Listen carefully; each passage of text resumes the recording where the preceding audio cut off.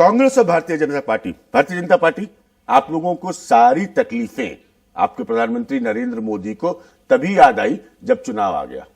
नहीं, ये तो गलत है। शायद प्रधानमंत्री केवल भारतीय जनता पार्टी का नहीं, सभी का एक। दूसरी तकलीफ तो बहुत पहले समझ में आई थी, सत्ता इस समय मिली थी। सत्ता आने के बाद बदलाव भी तो लाया कि तकलीफ सहन हुई, पता चला। इसीलिए जब पता चला सत्ता आपको कभी नहीं मिली, सत्ता आपको 2014 में मिली थी। जो आप अनाउंसमेंट कर रहे हैं, जब आप 6,000 रुपए की बात करते तो वो अभी आपने फरवरी में किया है।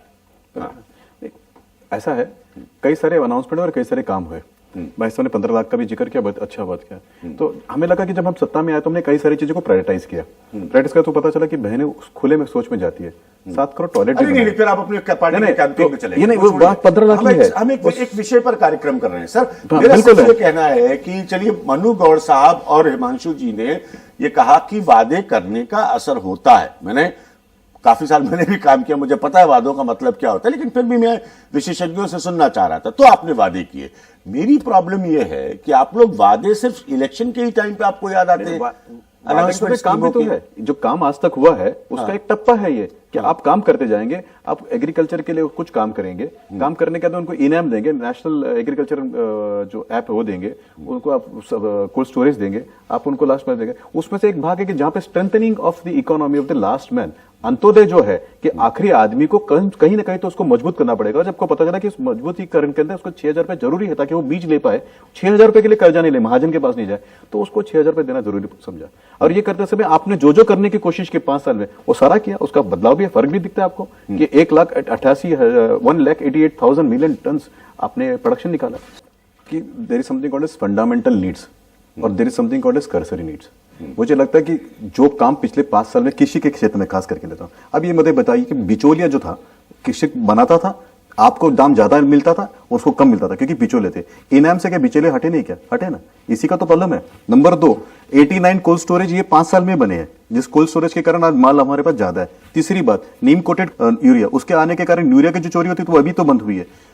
406 कृषि विज्ञान केंद्र इन्होंने। सर मैं आपको बता दूं, एक मिनट, मैं बीच में नहीं बोला था, लेकिन आप ना तो मैं कोई डिबेट हाईजेक करने का कोई इच्छा नहीं। मैं बताऊं, 706 कृषि विज्ञान केंद्र बनने से लैब से लैंड में नहीं जाएगा।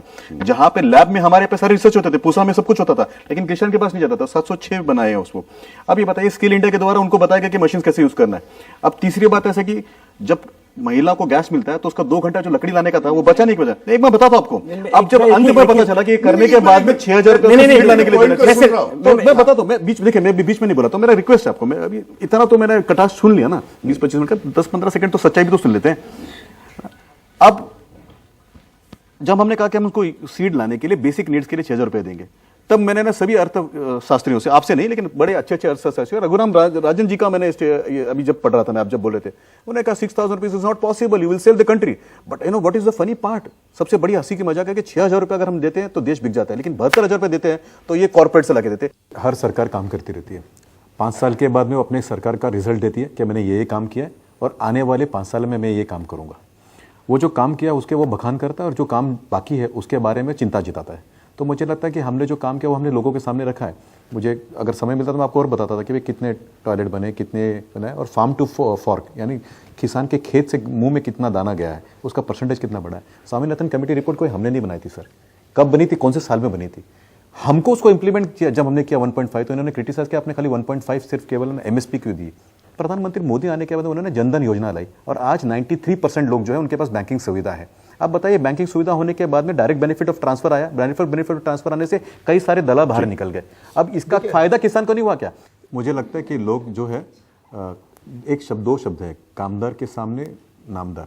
जो हमने काम किया हम लोगों के सामने लेके जाएंगे और उन्होंने जो इस देश के बंटा बिठाया था वो भी लोगों के सामने लाएंगे। ये दोनों के साथ में कामदार वर्सेस नामदार।